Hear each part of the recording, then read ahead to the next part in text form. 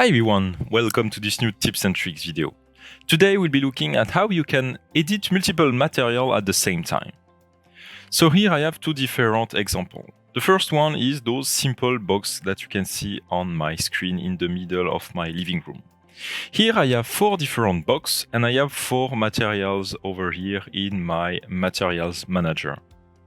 If I want to edit the color of the material at the same time, what I can do is select one material, press Ctrl and select any other material. And from there, if I click on the color control, I will be able to edit the color of those 4 materials at the same time. This works also for my full house. As you can see here, I have plenty of different colors. It was done in my CAD to easily be able to separate the different entities. What I can do, instead of selecting the first one and pressing Ctrl to select manually each individual material, what I can also do is select the first one, scroll to the bottom, press Shift, and select the last one.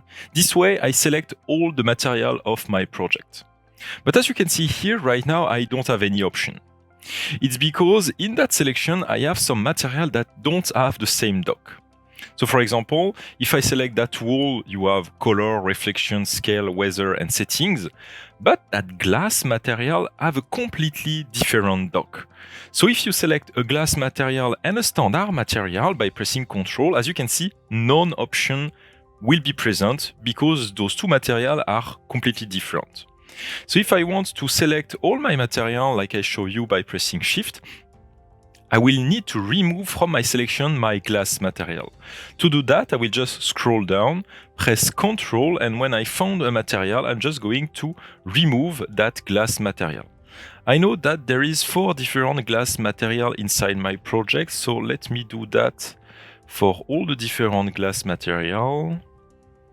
And one more probably toward the middle over here. So when I remove that material, as you can see here, now all my standard material are selected and I can edit all the material at the same time. If I press color, I will be able to edit the color of my whole project at the same time. Also, if you have a texture already loaded in one of your materials, this won't be affected as the color is just placed on top of that texture. So as you can see here, you still have that diffuse texture on the stairs on the left.